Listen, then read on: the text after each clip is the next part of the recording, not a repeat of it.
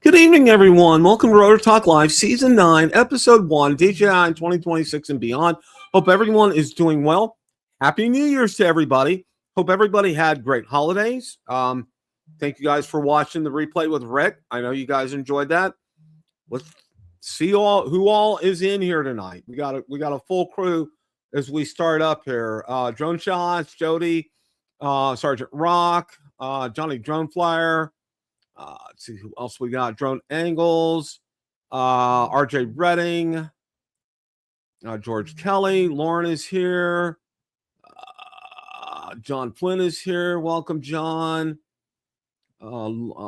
Carlos, John Rocker, Art is here. Who else we got in the house? Gator Drone is here. Eyes in the Sky Drones is here. Okay. All right. Hope you guys are doing well. Hope everybody had a great holiday. We did. Well, back up a little bit.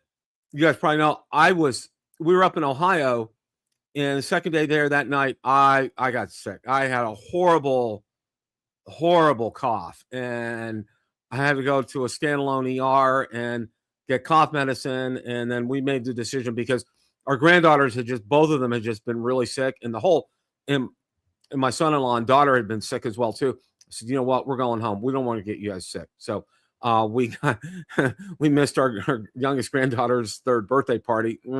Yeah. But at least we did get to spend a couple of days with them before we got back. So, trade-offs. But we were healthy for Christmas this year, which was a real blessing. And we got to spend it with Valerie's daughter, Jessica, and her husband, who I dearly love, both of them. We had such a wonderful time. We went out, we celebrate one of the traditions we've had. We go out to eat Christmas Day.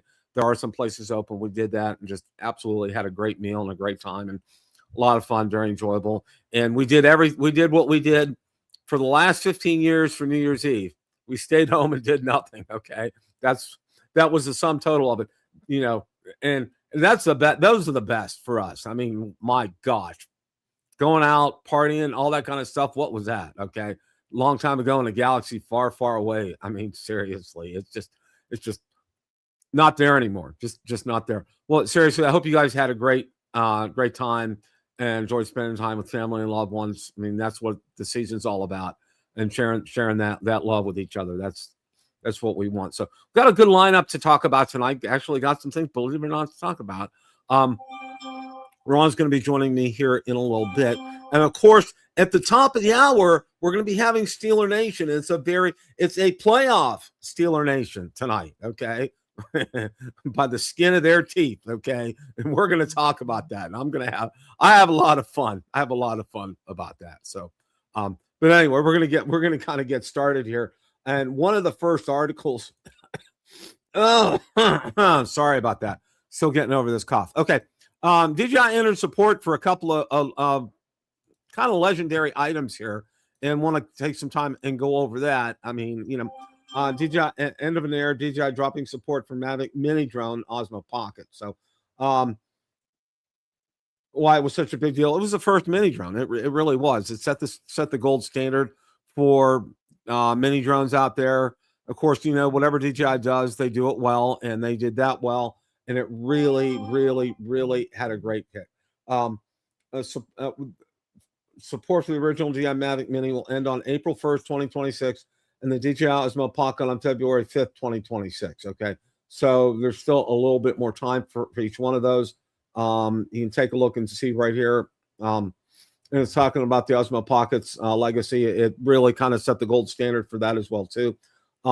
So, it's most people have moved on from those, which is fine. But, that doesn't mean, and this is something that I always kind of really want to emphasize with people, that doesn't mean, I got to just, deep six it and it's gone. The product's gone. No, it's far from gone. So, you can still use it, enjoy it. You're just not going to get firmware updates. That's all that is. And if you need to get it repaired, you probably need to go to a private place to do that.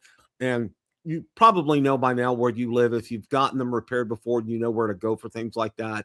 There are some places locally that I know of here that will repair things like that. So, those are your best bets for something like that. So, but obviously they have improved since then. So, if you're still flying it, if you're still using the original Pocket, God bless you guys.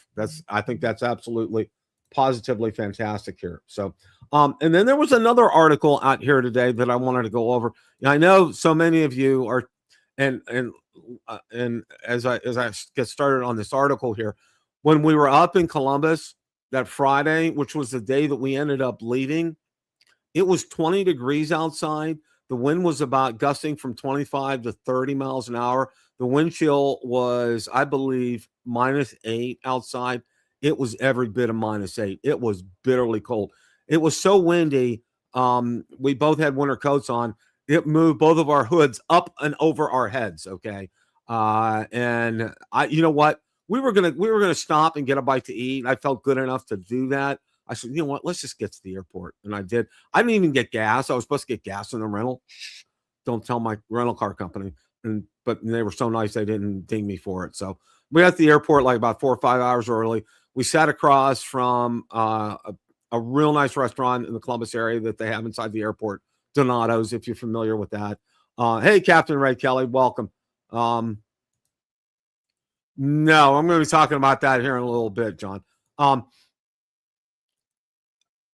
And we chilled out for about 4 or 5 hours till our flight. And we got back a little later than we wanted to, but we got home and, we had a couple days to R&R and I needed that. And I got some cough medicine and got it going and just got things squared away. It was just, yeah, before Monday hit. So I can not make. No. The Fly app is not going to stop working. It's just support for those two items, the Pocket One and the original DJI Mini drone. They're not going to have any more firmware updates for that. So no, the Fly app is absolutely fine. Just want to let you know that. Okay. So again, winter flying tips every DJI drone pilot should know, and a lot of these make a lot of sense. Battery management, cold is the enemy, and it is. The idea really literally, I know a lot of guys will keep them in their pockets, and have extra gloves or something around them and trying to keep them warm, or keep them in the car, swap them out in the car in the vehicle. That's an option as well. If you're going to leave your vehicle running, if you need to do that, the key here is to keep them as warm as long as possible before you put them in the drone, because as it says, cold is really the enemy, and it's going to sap that energy out of the batteries really, really, really fast. Okay. Environmental assessment. Snow isn't just snow. Winter conditions aren't limited to cold air. Rain, snow, fog, haze, and even cloud layers dramatically increase the risk. Visibility drops, moisture builds, and propellers can ice over faster than many pilots expect. Okay. Propeller icing is one of the most dangerous winter hazards. Typically occurs in low temperatures combined with high humidity. Think snow flurries, foggy mornings, or flying through clouds. As propellers spin at high speeds, moisture freezes instantly on their surface. The ice changes the propeller shape, reducing efficiency and increasing motor load. Prolonged overload can trigger warnings, cause uncontrolled descent, or even damage motors permanently. So, if you see an overload warning, land immediately. That's just one of these things. And you really kind of, again, you need to pay attention to the conditions that you're in. I mean, a lot of those times, those are not conditions to fly in at all. Flight control tips, smooth winds in winter. Solution, fly gently. Smooth stick inputs are especially important on lighter drones like the Mini 4 Pro, when more powerful platforms like the Mavic 4 Pro benefit from controlled, deliberate movement in winter air. Proper device storage, what you do after flying matters. After each flight, wipe them down with a soft, dry cloth to remove snow or moisture, prevents ice or liquid from entering internal compartments and help avoid corrosion or short circuits. For long-term storage, batteries should be kept at around 65% charge. And something. Finally, store your drone in a cool, drying environment. And one of the other tips, I want to add to something like that is, after you bring your drones in, it does talk about drying them off, and maybe using a can of compressed air. Leave them out, okay? Leave them out fully extended to dry. Also take the props off. Again, give them ample time to dry. Just, don't rush to store them and put them away. In fact, I would probably leave them out and extended overnight would probably be something along those lines. That's something I would highly recommend. So, all right.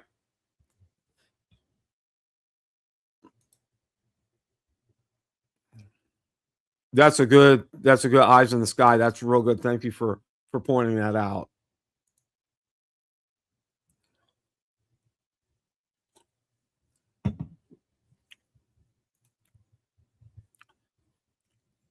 Okay, that's a good question here. I just got a Mini 4K and hoping for new features.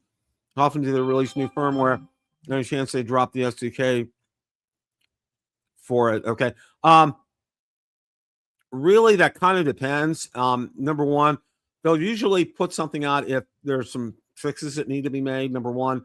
And number two, I think for the Mini 4K, I think it's probably, as far as the feature sets are concerned, it probably has what it's going to have right now. I don't think they're probably going to add too much more to it. The software development kit, I don't know if, I don't believe there is anything out for that right now. I don't think so. DJI does not do it on all of their product line. You may want to do some research on that. If somebody knows if there's an SDK for the Mini 4K, drop that in the chat. But from what I believe, I don't think there is, just to let you know that from what I know. But as far as new features are concerned, it's probably at its feature set right now. They may do some tinkering to add a few things on here and there, but I think it's where it's at because, with a drone like that, it's very limited in terms of the updates that could be made to it because of the memory size and so forth. So, okay. And here's Mr. Ron Brown. How are you, sir? Hello, Bill. How are you today? I am extremely excited for Steeler Nation tonight. Oh boy, it's going to be the best one of the year. Extremely excited. We're going to playoff edition. The playoff edition of Steeler Nation tonight. Division championship edition. Absolutely. So, just going over, just getting ready to throw up an article here, and this is real interesting, Ron. And I don't know if you've seen this or not, but apparently there's no new drone rules in the UK. Introduces class marks and remote ID for drones, and it's really, from what they're saying, it's going to affect everybody out there. It's going to be a new drone class marking system. And it's going to be different for different drones out there. UKO and UK1 drones can fly over people and under certain conditions. UK2 drones fly near people with extra safety training. Higher class like UK3 are for heavier or more advanced drones with stricter limits. And there's a table down here. And again, you guys could read this at your leisure. Remote ID, digital identification in the sky. Sounds very similar to what we have as far as that's concerned. But this is coming to them. And where and when you can fly A1 over people, A2 near people, A3 far from people. So coming soon to a drone near you in the UK, Ron. And Bill, this wasn't unexpected. They've been talking about this, the Europeans, for a while now. So this is nothing unexpected. Well, and I hate to say this, God bless our brothers and sisters overseas in UK and Canada and everywhere. But, God forbid that some of these countries start copying what the garbage that we just pulled. I mean, just, yeah. Yeah, I hope they don't get Brendan Carr to help them with any of their rules. Yeah, we're going to talk about him and CES in a minute here, but wow. Yeah. Just kind of amazed at that. Okay. Really kind of want to spend the rest of the show here, and we really want to talk about. I know. I'm trying to bring that article. Oh, did you touch on the Avata 360 yet? That's what I'm going to bring up here. So that's what I want to talk about right now is the Avata 360. We could let Brendan Carr hang for a while. Yeah, we can let that happen. DJI Avata 360 price leak, cheap in China, emotional damage in the US. And they talked about the pricing is revealed as Chinese and they did their translation to what US pricing would be. Yes. And the base drone only, 2988 CNY, which is about 426 US dollars. Drone plus charger, no controller, perfect for FPV tinkers who enjoy living slightly on the edge. Standard combo with DJI RC2, which would be about 569 US dollars. Fly More combo, which would be about $811 US. Extra batteries, props, charging hub, bag, and the comforting illusion of savings at roughly 20%. And DJI Care Refresh starts at $398, which is about $57. US pricing estimates, prepare your wallet emotionally. Here's a realistic expectation. The China equivalent 426, estimated US price is 489. That's for the base drone. For the standard combo, China equivalent 569, estimated US price 680. For the Fly More combo, China equivalent 811, estimated US price 999. Okay. Is it worth it? And they're kind of saying, yeah, of course it is worth it, because it's something that, it's DJI number one. It's going to have 360. It's really going to set kind of a benchmark as far as that's concerned. And Drone XL's take is the leak confirms one thing clearly: the Avata 360 is not vaporware, not delayed, and not stuck behind regulatory doors. It's real, it's priced, and it's coming. Yes, the US markup stings. $999 is a psychological gut punch, but DJI is better than that immersive 360 FPV. It's compelling enough that buyers will swallow hard and click add to cart anyway. History suggests DJI is probably right. So that's where the nutshell of that is, Ron.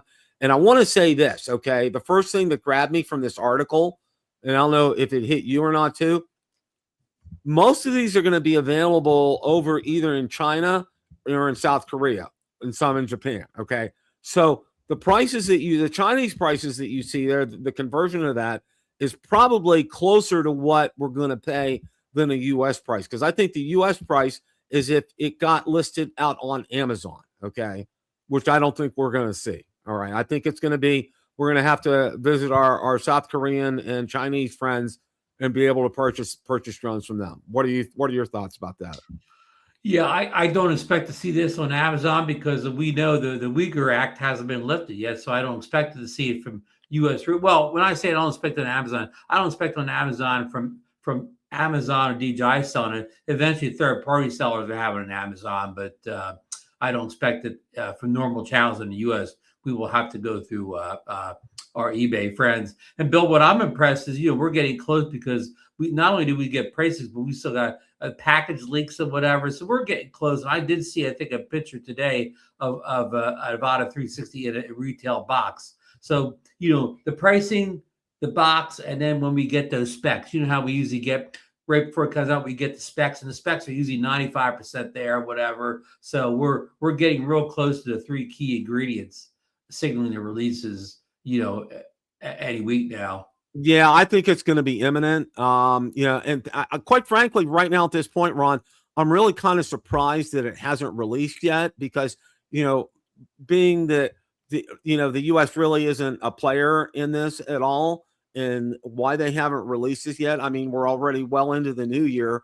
It's almost a full week into the new year, and we haven't really seen anything. Now, I went out today just for grins and giggles to Jasper and to Igor, and they haven't done anything for like at least a couple of weeks out there. Bill, they have been slow. I wouldn't expect them to release it during CES, because CES is kind of taking all the, what do you call it, the oxygen out of the air during this event. So I wouldn't expect it to come this week, because they're not part of CES. So I don't think they want to go up against that. But Bill, what I think is a real good point here for how this drone performed is, we had no idea. We thought this was going to be a FPV drone or whatever. How about the fact that 3 of the 4 kits did not even include goggles or motion controller? It's standard. The standard controller for this drone seems to be the RC3 or whatever, or RC Ed 2. So it's not really, you'll be able, if you don't care anything about FPV, you still will be able to get this drone to fly. So to me, that's a big selling point over its rival, the anti-gravity A1, which kind of takes anybody that doesn't want FPV out of the equation. And one more thought to give you, Bill, before you give your thoughts. how about, okay, if these prices are correct, and this is just leaks and rumors, folks, this isn't set in stone. If the flybar combo with the 3 batteries and all that is $999, and the A1 flybar combo anti-gravity is $19.99 or whatever, that's not going to be good for anti-gravity, is it, Bill? It's kind of a no-brainer, Ron. It really is, because, you know, with anti-gravity, you know, they put on a good show and everything, but, you know, when DJI comes out of the box, all right, it's very rare there's a problem, a serious problem, when they come out with a drone, okay? So, you know, I mean, even swallowing hard and paying that $9.99 and for what you get for all that, my gosh, I mean, that's you know, it's really a gold mine of what you're getting in comparing it to the Insta360 anti-gravity. I mean, it's like apples and oranges in terms of pricing right there. And how about the one kit? How about the base kit? Just getting the drone and one battery, so you could just bring your own controller to the thing at N3, R2, whatever. You know, motion controller. You just bring your own equipment. That's under $500, Bill. That's you know, in this day and age or whatever. I mean, the drone's going to cost less than a 360 camera would. Oh yeah. Oh yeah. Well, let me show you guys. Let me show you all something here. And if I can find it real quick. Okay. Bill's got some Amazon boxes back there, folks. Got some Amazon boxes back there, but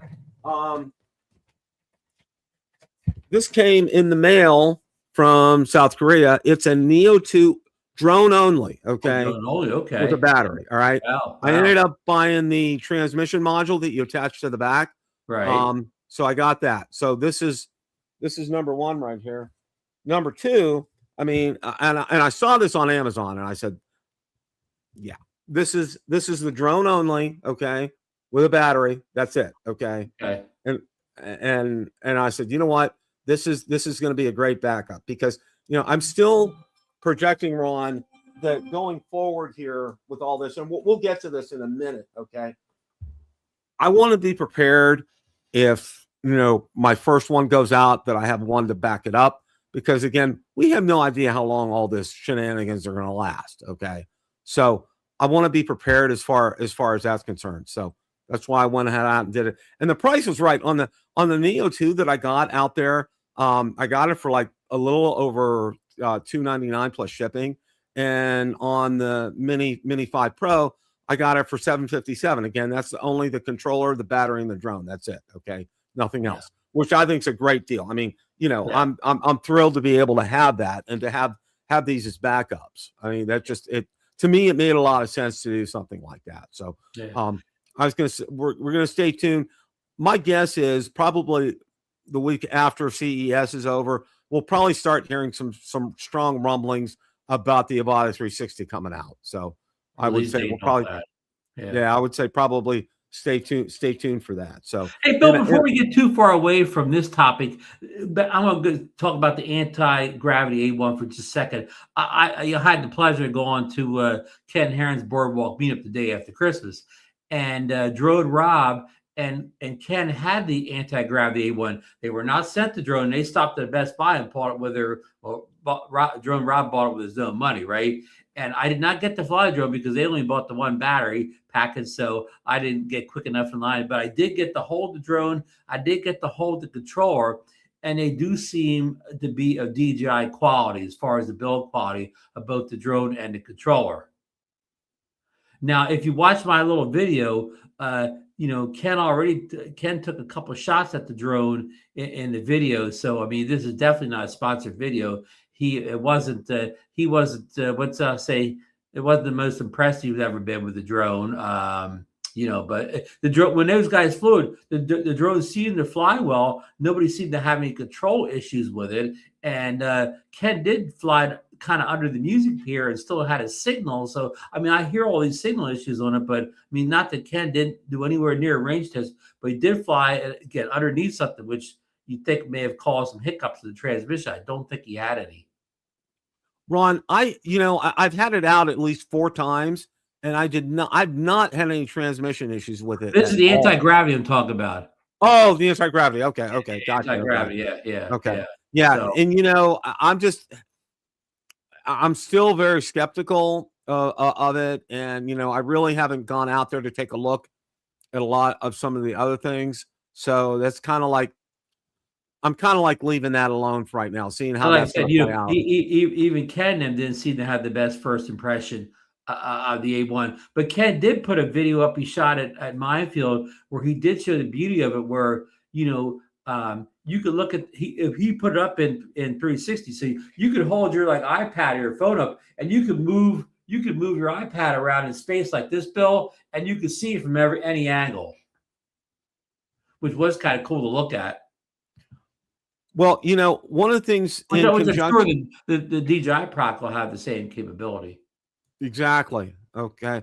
One of the other things I saw, which was really interesting, and I read through this today, were the Mini 5 Pro prop guards. Okay. And Sean from Air Photography, great video on that. Great article out there. If you get a chance, watch Sean's video. Does a great job.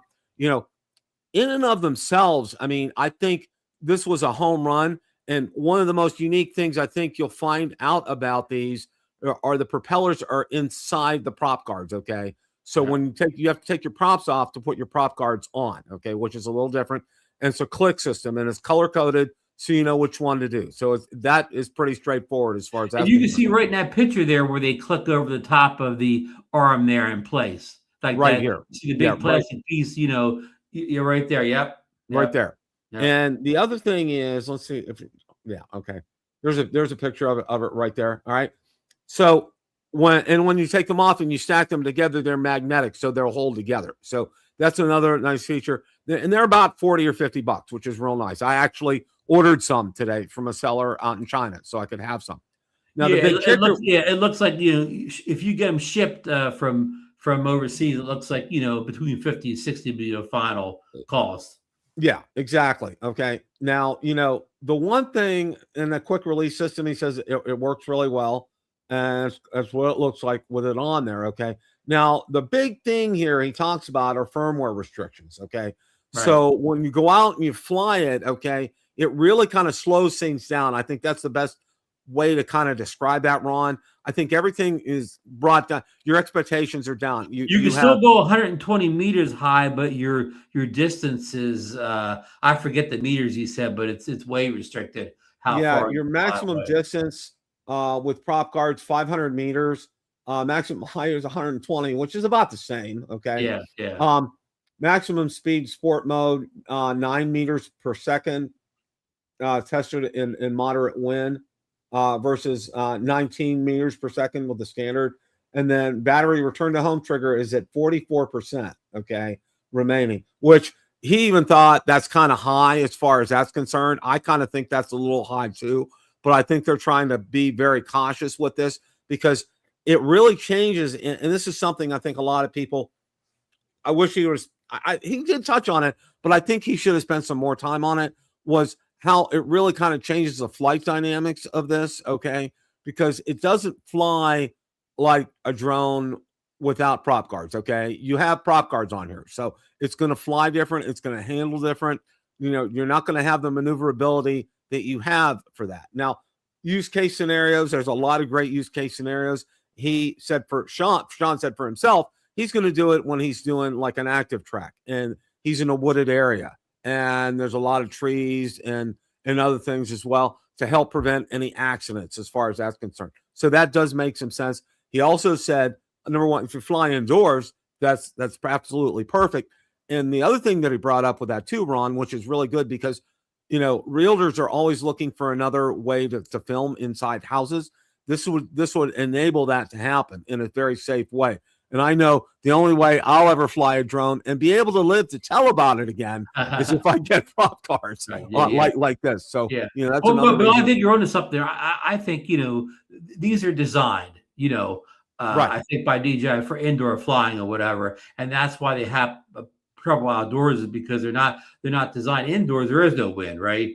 And you don't have to worry. And distance is no problem indoors because how far are you going to fly indoors? So these are designed to fly indoors, and they probably fly well indoors.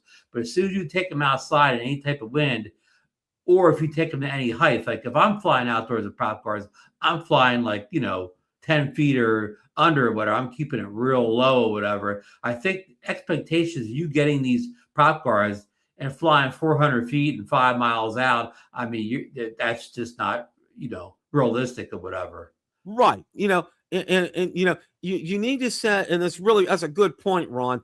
You need to set your expectations when you're using these prop guards. Okay. You're not going to have a normal flight with this. Okay. You really kind of need to throw that out the window. Okay. You're not going to fly like I fly up to the fountain and go in and get zoom shots or go out to the highway.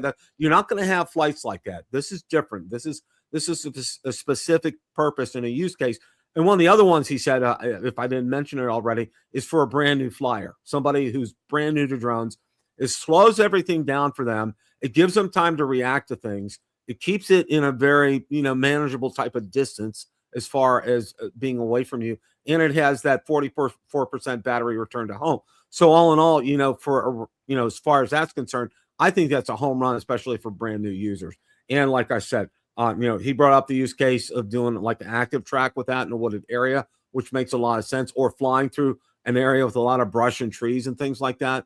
Or, you're flying inside the house, doing realtor shoots with a great camera that the Mini 5 Pro has on it. Okay, that's going to really be a real selling point to realtors as far as that's concerned.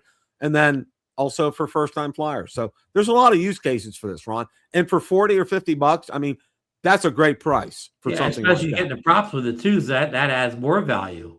Exactly. Okay.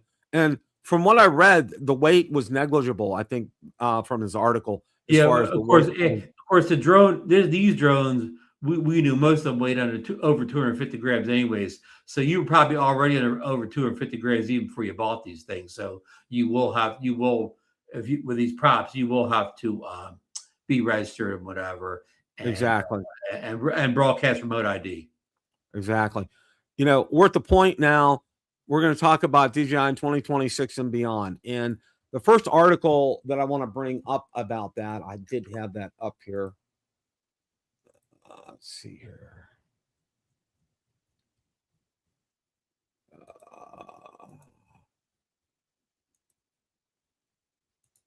Okay, the first article I want to bring up, I thought I had it. Okay.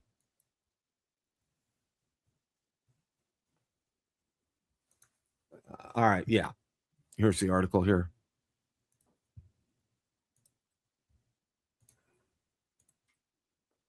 Okay, DJI 2025, drones, cameras in a year that changed everything, all right? And, we really kind of know everything that went on. The regulatory reality hanging over 2025, the backup to all this matters, all right? Under U.S. law, security review of DJI's technology was required, but never formally initiated, which we do know. Without a complete review, DJI faced the prospect of being added to the FCC's covered list, which we knew had related.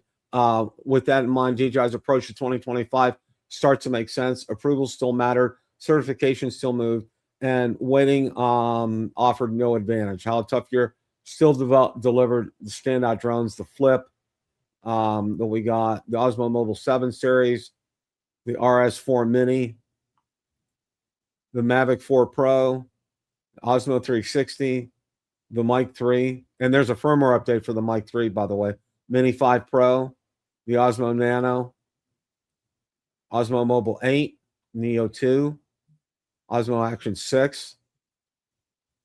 And then, we have to look forward to, because they're already approved by the FCC, the Avata 360 and the Pocket 4. So those are on their way and those are coming. So Bill, quick thing before you get off here. Have you ever seen this before where they, in 1 year, DJI released the Osmo 7 Pro, in the same year they released the Osmo 8? Yeah. I've never seen upgrade to a product in the same year the other one came out. The double release of the same model, yeah, that's never happened before. Okay, well, I think, and they were smart, Ron. Okay, I have to give them a lot of credit, because they cranked out a lot of product in a short amount of time. And if you, as you know, I know you were in retail.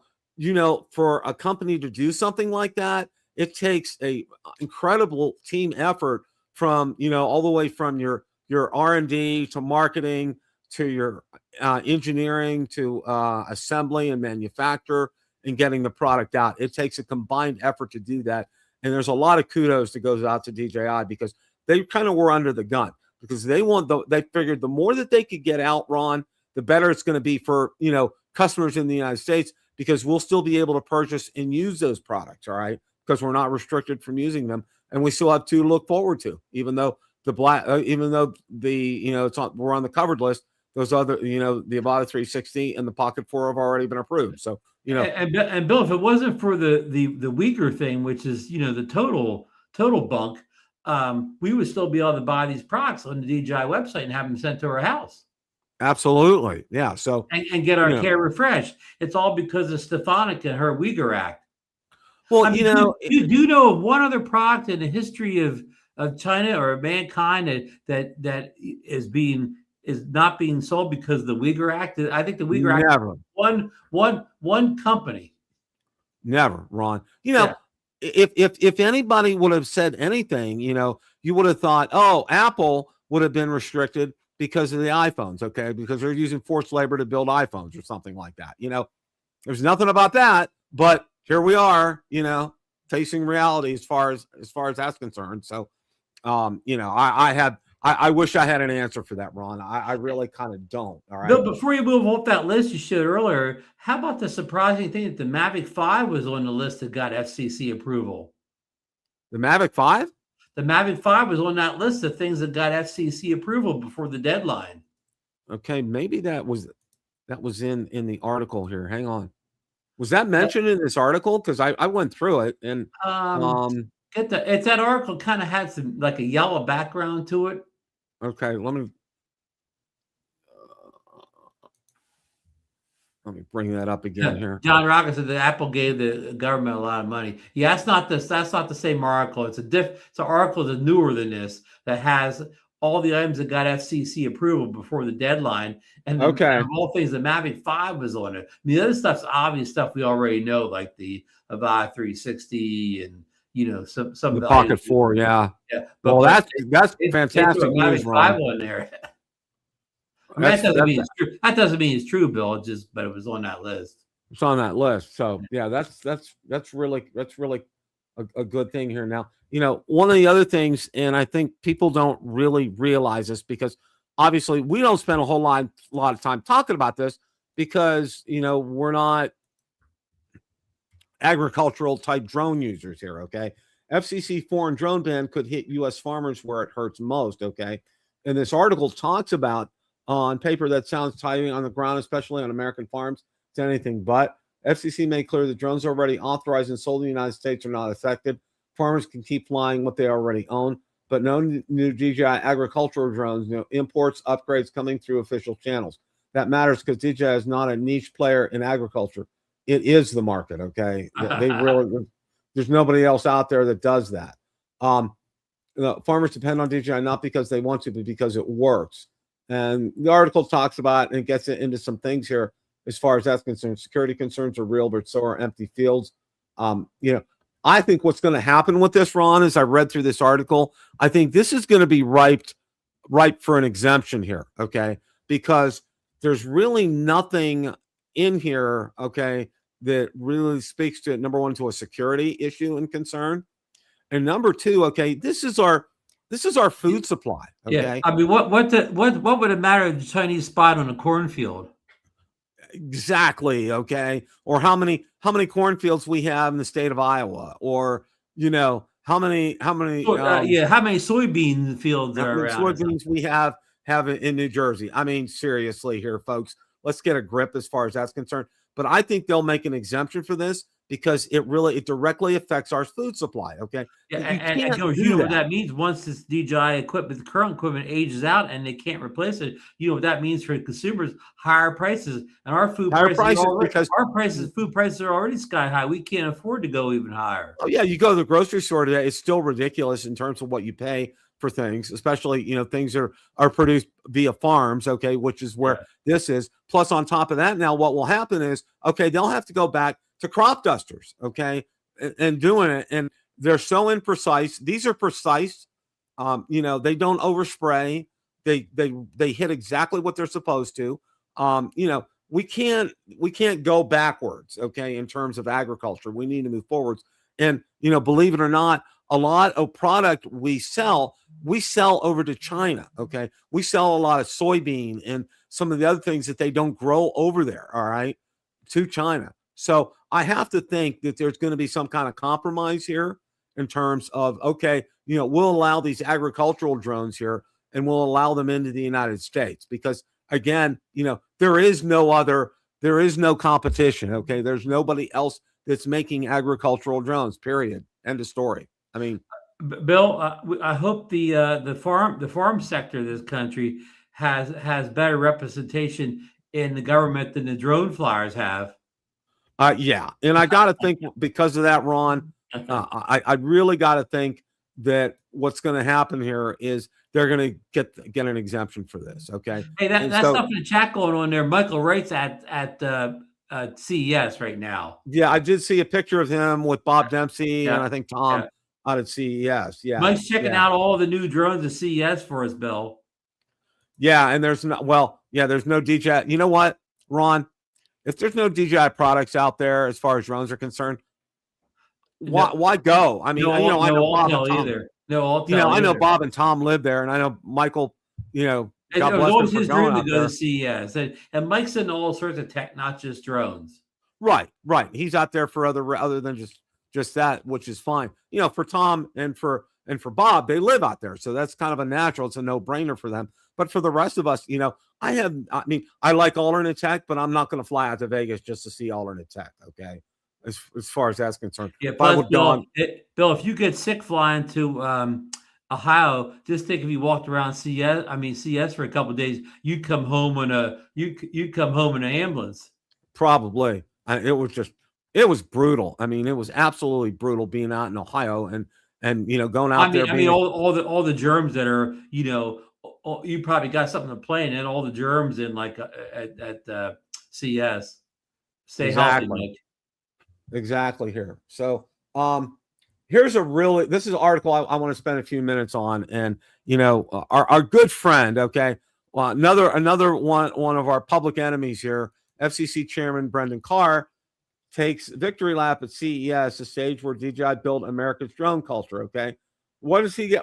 Who is the keynote speaker at CES? It is Brendan Carr. Okay, this is like, okay, wow. I mean, talk about a gut punch. Okay, we had a gut punch the day before on December 22nd when they made the ruling, and now we get another gut punch. He's going to come out and kind of rub it in all our faces. All right, which.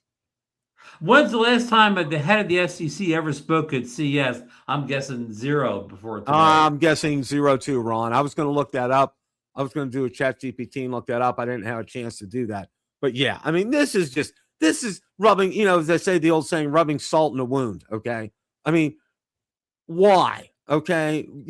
Take your victory lap, have a big old time, and let's move on with it. All right. It's ridiculous. We're going to live with this and with your decision here, which we vehemently disagree with. We're going to live with it forever, how long we have to. But you know what? Don't throw it back in our faces, okay? DJI did everything that they could and then some. We did everything we could as far as petitioning our congressmen and senators and elected officials. But what do we got? We got crickets. That's what we got back. Some people say it was a rigged game. Yeah. Oh, yeah. Yeah. You can, when a game's rigged, you know what? That's something that you can tell when games are rigged, because one side's getting called for penalties all the time and the other one's maybe has one or two the whole game. All right. And you can see it, and something like, with the way sports betting goes on, Ron, that happens. Okay. There's no question about something like that. But, this article here, and Koopy, to answer your question, Fireside Chat with FCC Brendan Carr. It's on Thursday, January 8th at 11 a.m. Pacific time out in CES. Interviewer is Gary Shapiro, CEO of Consumer Technology Association, who is the chairman of CES. First major public forum for Carr since the December 22nd foreign drone ban. Okay. The stage where DJI built America's drone culture, it was out at CES. Okay. The interviewer's conflict of interest. Gary Shapiro runs CTA, the organization that produces CES. His organization, starting in 2024, the company is on the Commerce Department's entity list. Now he's interviewing the regulator who just banned the future products from sale. Okay. This is just, Ron, I just can't believe this. This is really rubbing it back in your face here kind of stuff. Yeah. I don't know what else to say. I mean, unleash American drone dominance. Okay. Oh, I guess that's what he's pushing. He's pushing all these American drones. But how many American drones are at CES? Exactly. Exactly. The problem, these domestic alternatives don't exist at consumer price points. The Blue UAS approved drones cost 3 to 5 times more than DJI equivalents and deliver a fraction of the capability. Skydio, the company that lobbied hardest against DJI, doesn't even make agricultural drones, recreational drones, or most of the products that made DJI essential to American pilots. The questions that won't be asked, okay? Will existing DJI drones be allowed to receive firmware updates? What happens to warning service and replacement parts? What is the actual process for requesting a DoD DHS exemption? Will the FCC exercise its retroactive revocation authority? Why was DJI banned by default instead of after the audit they requested? What's the timeline for American drone dominance to produce affordable alternatives? Okay. DJI agrees to audits. It wasn't enough. And it talks about the history of what the ban actually did. Okay. Existing drones with FCC authorization remain legal to sell and fly. Your current DJI fleet isn't grounded, but the FCC granted itself retroactive revocation authority in October. The power hasn't been exercised yet. The stated justification includes event security for the 2026 World Cup and 2028 Olympics. CES context, it talks more about that here. And then Drone XL's take, and I'll let you guys pontificate on that on your own. But Ron, it's just mind-boggling to me here, okay? This is like, okay, let's say, I don't know, I'll bring it back in football terms, all right? Let's say you've just lost to the New England Patriots in the Super Bowl, okay? And Tom Brady here, okay? And this is like Tom Brady coming back and saying, see, I told you all week we were going to kick your carcass, okay? And we did, all right? Sticking his tongue out at him. Yeah. At the fans or whatever. Or I'll give you a better example. Say, you've lost to Tom Brady Super Bowl, and then back in your city, whatever, they're hosting like some kind of an event for the team, and Brady's the keynote speaker, and he just beat you in the Super Bowl, and they invite him as a keynote speaker. Yep.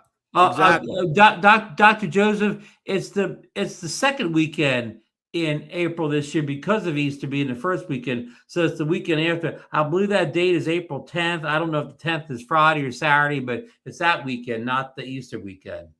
Yeah, there's a weekend. And Joseph, that's a great question. Just to let everybody know, it's the second weekend in April now, not the first because of Easter. Ray was planned accordingly and made sure about that. So you're welcome. You're welcome, Dr. Joseph.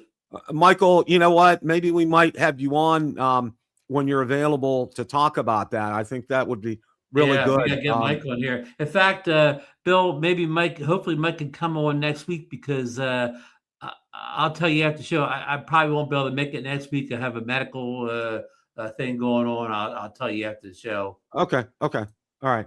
Well, yeah. I mean, wow. That's pretty incredible as far as that's concerned here. So, Johnny Dronefly, I say the 10th through the 12th of April for the meetup. So 10th is like the Friday. Yeah. Expect Department of Defense release American drone companies use Chinese parts and batteries. Well, you're probably right, Michael. Yeah. I mean, that really, I mean, they're not going to fly without those, okay? And they're going to give a free pass to that. And then, DJI is going to say, well, wait a minute. What's the deal here? Because you're allowing these drone companies to use Chinese parts, but yet you said you weren't going to allow companies to use Chinese parts. What's the deal here? As far as that's concerned. And Ron, throughout all this, okay, this is the one thing that keeps coming back to me. And even Valerie mentioned this to me. All right. What about, okay, there is every day I think about this. There is no other country on earth, okay, who is currently banning DJI drones, okay, for security concerns. Nobody, not one, okay? Not one country on this earth that's doing this. We're the only one that's out there, all right? And, it just screams the whole thing, Yeah, and Bill, I got another one. Somebody came up with this, and I read this someplace. Okay, let's assume a couple of years down the road these American drones show up, right? What's to prevent a bad actor from going in Best Buy, buying an American drone and flying over a sports stadium or spying on something, whatever? If a bad actor's a bad actor, he's going to fly whatever tools available. So how's the American drone going to keep the bad actor any more law-abiding than the Chinese drone? Exactly. I mean, it's the same thing, Ron. Okay, it became painfully obvious this year as the months dragged on. Okay, that the federal government was just going to wash their hands of it. Okay, it's like when there's that term for when a president doesn't sign a bill and it sits there long enough, it becomes law. I forget what that is. Okay. Like Congress passes it and then he just lets it sit there. And if it sits there long enough, there's a term for it that I don't really remember at this time. It ends up becoming law. That's exactly what it was in this case. Okay. Mm-hmm. They just washed their hands of it. And they said, well, the way they wrote that law was, okay, if nobody does an audit by the end of the year, then they're automatically on the blacklist. And see, here's the thing. Okay. What they can say is, well, the Department of Defense didn't say anything, and Department of Homeland Security didn't say anything, and National Security didn't say anything, and the CIA didn't say anything. So you can't blame any of us. That's how they're going to approach something like this. Yeah, well, I mean, that it all goes back to the Congress and people wrote this bill. Bill, like I was saying, it's your job. If they hand out a job somebody didn't really want to do and didn't give anybody the assignment or whatever, nobody's going to do it, right? Okay, like first, it's your job. If they say, if the boss says somebody's got to go clean the bathrooms up, but he doesn't say who, he just says somebody's got to do it or whatever, well, nobody's going to do it then, right? You have to assign a job to somebody. Exactly. So, this is to be continued. But one of the other things, and I know I saw our friend Casey Crime Fighter, he kind of echoed earlier in some of the comments about going out and buying some extra, because he has some prop incidents. So he went out and he ordered some other additional accessories. And, thank you for posting that, my friend. I appreciate that. And I seriously want to be, Paul Revere and say the British are coming. Go out there, get those batteries, get those props. If you can afford a backup drone, do that as well too.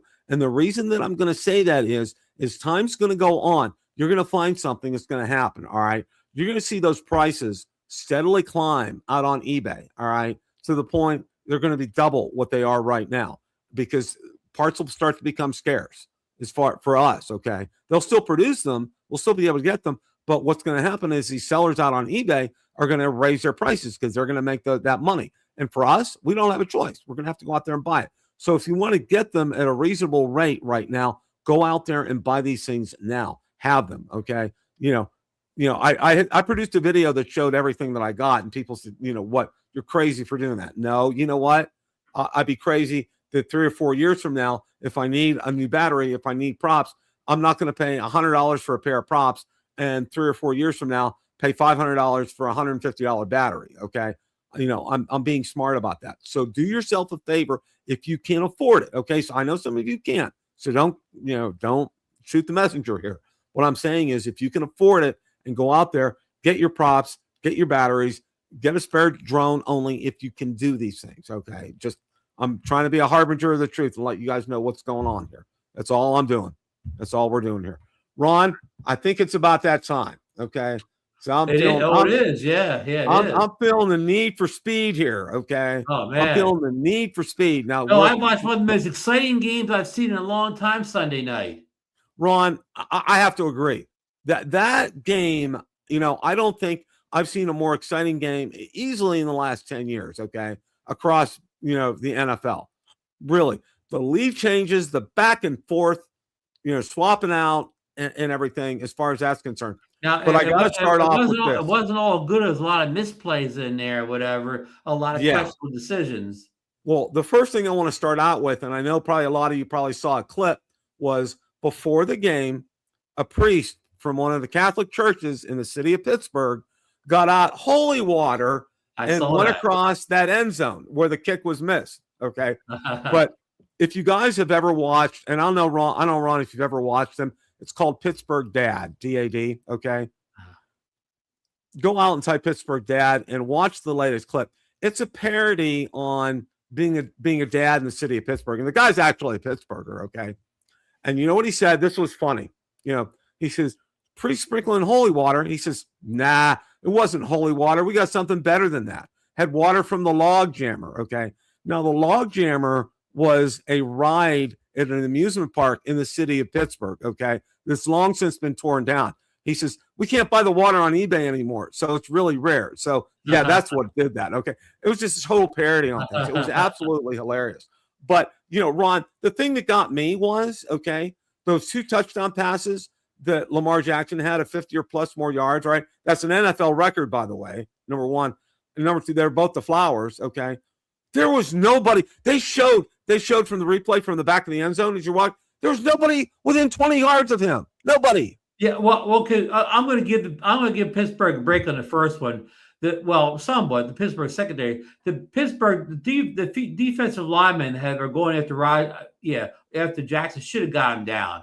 Jackson made a miraculous escape, and the defense let up because everybody in the stadium thought he was sacked. So I kind of give him a little bit of a break there. But the second TD, what was that coverage? There was nobody. I understand that the play was fake to the right. Everybody was running right, and the receiver ran to the left. But still, to have nobody, or is that the play where they showed a guy tripped or something? Anyhow, it's just a bad play, and it wasn't like it was some dumb receiver. It was the main guy you should have been watching. Yeah, it wasn't this guy. He's already had a touchdown. Do you think you're gonna not cover him? What's the deal on that? But one of the plays that just really blew my mind, Ron. Okay, it was 4th and goal. All right, time is ready to expire in the first half. That play that they called. Okay, I'm sorry. I'm going to say this. That was the dumbest play in the world that you can call like that on that, Ron. That's going to get stopped 100 times out of 100, all right? It's too slow to develop. It doesn't work, okay? And the Ravens had more people on that side of the field than Pittsburgh did. I mean, you're asking some guy to make a highlight reel run to get in there because he's got to outrun two tacklers in a short field. They were, you said, it was slow developing. So before he knew it, 2 guys were almost on top of him. But even beyond that play, why in the world the score is 10-3 at that point, right? It's not like you're out of the game. It's not like Baltimore's unstoppable. Baltimore had a good first quarter and then didn't do anything in the second quarter. But why don't you kick the field goal there? Why did you even go to the fourth and one? You weren't way behind. You didn't need to start scoring every play. Exactly, Ron. The field goal, and guess what? You almost lost that game because we only won a game because the Baltimore kicker missed. Well, if he would have kicked the field goal there, it wouldn't have came down to all that. Exactly. Okay. And you know what Chuck Noll said, Ron? He said you never, ever pass up an opportunity to put points on the board. And they grabbed Tomlin going in the locker room, and he didn't even want to acknowledge it. He kept saying, "Well, we made the right decision there, whatever." What a load of manure that was. I'm like, you got to be kidding me. I was beside myself, okay, because I'm like, you kick the field goal. It's a no-brainer, okay? I mean, if he was down 21-3 or something like that, if he was a couple touchdowns behind, I'll give him a break. But he was down 10-3 on a team that hadn't scored. Exactly. I mean, the Ravens got those 2 scores, the touchdown and field. They got him like at the very beginning of the first quarter, and they hadn't done anything for like an hour at that point. Exactly. With the offense. So you take those 3 and you don't run that crazy stupid play or whatever. And like they said, maybe if you had Metcalf, then you do that one thing where you throw it high in the end zone and let him go up and get it. But you didn't have Metcalf or whatever. You didn't have Metcalf, so you were constrained by that. The only other thing I saw somebody on a forum said what Rodgers could have done would have been a bootleg to that side, but yet maybe have him motor all the way to the other end, to the end zone, because like you said, that side was stacked up. They knew we were going to run over there. They knew. The Steelers telegraphed that play. They knew that was going to happen. I mean, the Steelers they faked like they were going to the right, but Baltimore is smart enough to know that that was the ploy or whatever. They were actually going to try to go to the weak side or whatever, and they had more guys over there than Pittsburgh had blockers. First of all, they weren't that far away. Why don't they do that play where they bring Hayward in and have him do the tush push? Both Haywards or whatever. It was like on the 1 yard line. I don't get it, Ron. Or if you were going to go to that strong, you should have gone on the strong side, just swept the ball and give it to Gainwell or something, and let him. Hopefully, he bashes it in. Yeah. Oh, it was just.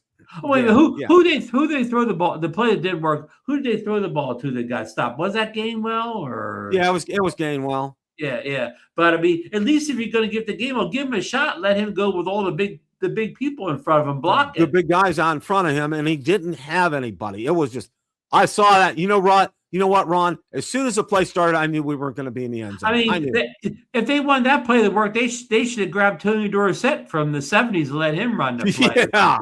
Yeah. Oh, my gosh. Okay. The other thing is this, okay? All right. And so many people ragged on Aaron Rodgers, okay? He's washed. He's 42 years old.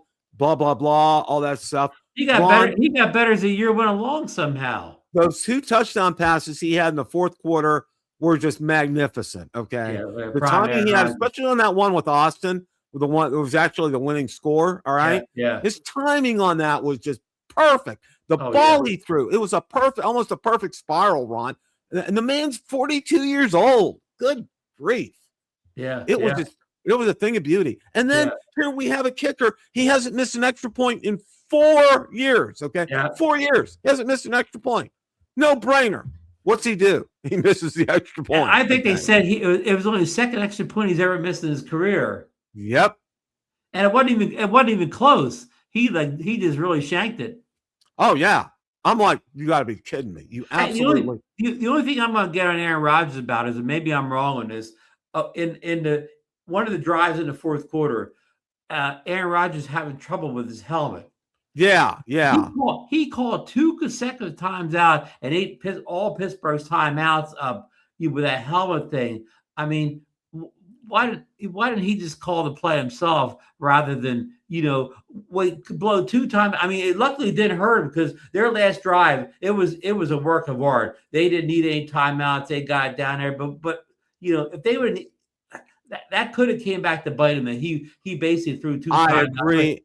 The only thing I could say is, I know Aaron's a veteran. He knows the play call, but I think the problem is, and I thought about this. I wonder if the problem was that he could call the play, but what if he didn't have the right personnel in the field for that play? So he could only call a play that person down in the field said, or he had the head thing on. They could send in, the additional linemen or receivers or backs or whatever. That's the only thing I could think of. But Aaron should just at the game. He should just kept call plays that the person on the field would have, or just call one, get the clock stopped, and then let him look at the helmet. Exactly. Okay. And, and I got to say this too. All right. This is something, okay. And I'm going to harp on the equipment staff for the Steelers here. Okay. This is something during a pregame check that you need to make sure that both his primary helmet and his backup helmet both are working without exception. All right. Because you don't want to have something like this happen in a game where they have to burn 2 of their timeouts. I mean, it could have cost them the game, Ron. It really could have. And ultimately, who's in charge of everything that happens on that sideline? Ultimately, who does it go back to? Not Aaron Rodgers, Mr. Goatee, right? Man, okay, Mr. Goatee, right there, Mr. Yeah. And he thumped. You see him? He thumped his chest. I saw him at the game. I watched, even though he was thumping his chest. I should have said you should have been praying at that because that guy missed the kick, not thumping your chest or whatever. You got lucky that a rookie blew a 40-yard field goal. And I'm going to say this. Well, one couple points was I saw it was a great picture. Chris Boswell went over to the kicker's name, Lupus, I think his name, went over and consoled him after that, which I thought was really a class act for him doing that. Okay, number one. Number two here, all right, and I'm going to say this, much to the dismay of everybody, and as much as I enjoyed them winning, okay, it came through the back door, guys, okay? This wasn't, we're going to, they last 5 minutes, they run out the clock, all that kind of stuff. No, okay? It was a nail biter, agreed, and we could have gone the other way in a heartbeat. Loops makes that kick, we're sitting here lamenting the fact that we've gone home early, okay? But instead, we have our first home playoff game in like 6 years, all right? Did you see what happened just a few hours ago? That game cost Jim Harbaugh his job. Jim Harbaugh was let go a couple hours ago. I saw that. I saw that. And I'm sure if he'd have won the game and gotten the playoffs, he'd still be working. So that game cost him his job. Now, before we even get and that shouldn't even come to that, Bill, that need that last minute heroics. What happened? And I don't want to harp back to bad things to talk about this long, but what happened a week before? They go to Cleveland. I know Cleveland's a dog pound, all that, but they went to Cleveland. They were a 3-win team that day, right? They were a 3-win team. I know they have a good defense. Now should try to play up their good defense. But they have a bunch, almost all their guys on offense are rookie. When the game started out, Cleveland had a running back out there. The announcer said he just got off the practice squad. He had never ever played a game for it. He was cut by San Diego, whatever. So that's the type of guys they're playing. They got guys starting against them who this is the first time I ever walked on an NFL football field or whatever. Oh, yeah. And they let Cleveland jump up on 10-0 before you even knew it hit you. Cleveland's up 3-0. And Sanders, he threw that pass down to the tight end. I mean, he got lucky in the pass, but that tight end, that guy's almost the rookie of the year. That I forget the guy's name. Then he hurt his groin, didn't play the rest of the game. That was lucky for Pittsburgh, right? But it didn't matter anyways. They said that game against Cleveland, Ron? They blamed on Rodgers or the coach, but they said every time that Myles Garrett got near Rodgers would throw it to the ground or something like that or whatever because he didn't want the sack record to happen. Well, the fiddlesticks with the sack record. You're playing to win the ball game out there. So what? You get sacked a couple times. Maybe you get a TD off when you don't get sacked or whatever. But you get shut out. They did score 3 points, right? So you score 3 points because you're trying not to get sacked or whatever. Bill, did you feel the same way that was? Yeah, that game plan was out the window, Ron. Okay, you could win the division by winning against a team that's only had 3 wins this year. Okay, and you're trying to avoid the sack record. And you're trying to avoid a sack record. That's your primary game plan that day. All right. I was livid. Plus, they let Cleveland jump all over them early or whatever. Like Cleveland had all the momentum in the first quarter. In fact, did you hear if you listen to TV who let the dogs out was all over the stadium. They let the fans get all worked up. They were playing who let the dogs out. They let them work the stadium, get all the momentum because I thought they were going to get blown out. Luckily they shut Cleveland down, the rest of the game, but Cleveland just jumped all over. You're thinking Pittsburgh's the one that should be jumping all over him, not letting a rookie quarterback who didn't have his best player, the tight end, got hurt after that thing. He had his running back was out. He was playing with guys just came off the waiver wire. He has the worst set of receivers in the league out there catching the ball. Oh, I know, Ron. There's a million reasons and they should have won that game. Cleveland, they win that game and they win the last game over Cincinnati. So they finished strong. They win 2 games, then they fired the coach. Yeah. Oh, yeah. Yeah. And here's the thing. Okay. And I want to say this. I don't know if you heard this.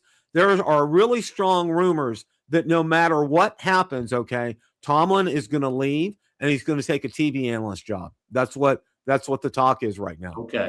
Not a head coaching position, but a TV analyst job. That's what people have been talking about. And I've seen it. There's really strong rumors about that happening here. But I'm going to say this, Ron. Okay. They are not playoff as much as I like them winning against Baltimore. Let's face facts here, okay? Baltimore's been on the decline for several years. They're kind of like parallel and mirroring our seasons. All right? They went all out. They got Derrick Henry and they signed Jackson big contract, and they were a strong contender last year. They kind of got upset in the playoffs last year. They had a great regular season the year before, right? And this year it just. In time, you could tell there were some veterans on the team. They've aged. Lamar Jackson isn't the Lamar Jackson. He's been hurt all year. He was the MVP last year, but he's hurt this year. But not only those throws to flies, but how about that beautiful pass he made to Isaiah Likely going across the middle to set up what should have been the winning field goal for Oh him. yeah, and likely was covered. That was a good. That wasn't bad defense. That was a good throw and a good catch. That was a good throw, good catch, and it was good defense on that too. And like I said here, they were close to losing that game as they were to winning that game. All right, they got the Houston Texans coming up here, and who knows? Okay, because Houston's been one of these. Yeah, well, up and down teams this year. It's in Pittsburgh, but somehow Houston's still like a 5-point favorite or something. Well, Houston, they're one of the better defensive teams in the league. So that there's that. They are good on defense. Yeah. I don't know. I really don't know. It all depends on how the Steeler defense reacts to how Houston is playing. Okay, and then how Aaron Rodgers is going to react to their defense. I mean, these are unknown quantities. He is a veteran quarterback, so that gives them kind of an advantage. Or maybe a young quarterback may get shooken up by that defense. But Rodgers, he's seen it all in his career. Nothing they're going to do in defense is going to be new to him. Yeah, so it's a toss-up. It could go either way. I'm going to say the Steelers will win. It'll probably be by like a field goal if they do. Okay, but as I say that, okay, second round they are not going to advance further than they'll if they win the first round, they will not go beyond that. And I don't think Houston doesn't have a lot of skating skill players. Not a lot of big playmakers over there. They kind of grind it out a little bit on offense. Right. And historically the Steelers have always, believe it or not, like on Monday night, they have played really well. They've had a great Monday night football record. And that game's on Prime. So anybody that's a Pittsburgh fan doesn't have Prime, you better order it before Monday night. Yeah, and I have it, so I'll be able to get it. So, and back to that last game, how about Cam Hayward, the veteran? He had one of his better games of the year Sunday. That really surprised me, Ron, because they shuffle him in and out on a lot of plays because of his age. All right, he physically he can normally earlier in his career he would play every down. All right, but now come third or fourth, come second or third down, a lot of times they'll pull him out. All right. Because he's gassed and they substitute him. But he played a lot that game. But I'll tell you what, he played with passion and desire that game. I saw that from him. And then TJ Watt, okay? The man is coming back from having a collapsed lung, had surgery for it, all right? And he's saying the cold air really hurts him. And look at the game he had. I mean, He was all over the place. He got that incredible interception just from being at the right place at the right time. Kudos to him as well, too. And to Aaron Rodgers, let's call it like it is. Aaron Rodgers had an incredible game, all right? Even another veteran, Thielen made a couple nice catches out there. I mean, nothing game-breaking, but he made a couple clutch third down catches. Yes, he did. So, here's something puzzles me on offense, though. They don't have their playmaker there with Metcalf, but it seems like their second-best playmaker is Freierhoof. But, like, sometimes – like he disappears or whatever. I don't know why he can go up and make a play. He can go up and get a ball and make a play. But sometimes he disappears or whatever, especially without Metcalf out there. You need Fryer. I mean, I know the other tight ends are good too, but go to tight ends. Freierhoff should always be in the field when you're trying to make a big play. Oh, I agree, Ron. I think it's the play calling, okay? I think it's Arthur Smith and his play calling. Pure and simple. But I mean, it's getting the right people in the field as much too, whatever. I mean, you got to have your playmakers on the field at certain times. And I mean, I know the one tight end's hurt now, but that big 350-pound tight end, I mean, he's a good player, but he's not going to make any big plays for you. He's not going to make a game-winning big play for you, but Freierhoof can. Mm-hmm, exactly. Get down the field, get in the end zone, go up high, pick a ball out of above a defensive back. I mean, they underutilize him for whatever reason. Yeah, exactly. Exactly. Yeah. So anyhow, I'm looking forward to it. I think they got a chance. Their home team, they got a chance, and I know what you're saying because the next round, I mean, you got Jacksonville is hot, you got Denver is hot. You got the Patriots that are hot, so there's a lot of hot teams in the AFC right now, and there are Buffalo's of course in there. So and that'll be on the road, right? No, they can't get a home field against any of those teams because they're if any of those teams win, they're going to be on the road the rest of the playoffs if they survive past the first round. So and it's going to get ugly. I think what's going to happen is they'll probably win against Houston. They'll probably, with their luck, they'll probably draw Buffalo in Buffalo, okay? And it will be ugly. Okay. It will be as ugly as it was in the regular season. Okay. Buffalo will just run right over them. I mean, Denver doesn't play this week because they're the top seed. Right. They get a bye the first week. Does Buffalo play Jacksonville? I think so. I'm not sure who the Chargers play. Yeah, and that would be interesting because Jacksonville is the hottest going to be, and Trey Lawrence has been on a real roll at quarterback for the. He really has. Guys, really has. Yeah. Well, so let's worry about this week first instead of those other teams. Well, first things first, we'll get this taken care of. So, any other things to wrap things up here, Ron? No, again, just it was an interesting week of football because not many games meant anything. Well, Saturday both games meant something. All the stars made, but Sunday I was like watching preseason type games. Bill, I'd look out, I didn't know who was playing quarterback. Some teams are playing the third string quarterback. So Sunday was a lot like preseason, but Sunday night was a classic. Again, maybe it was. I mean, not a classic that every single play was played well, but just the back and forth and whatever the drama. So yeah, so. Hopefully we have some drama. Maybe after CES with that 360 drone coming out, Avata 360 drone coming out from DJI. I think it's closed. I think it'll be the end of the month. I can't guarantee it's going to be next week, but I think it'll be here before the end. I think it's gonna. People will be really impressed with that with the Avata 360. I'm intrigued enough that if I have an opportunity, I'll probably get one. I'm just going to get the base kit because I only need one battery for that. You know why, Bill?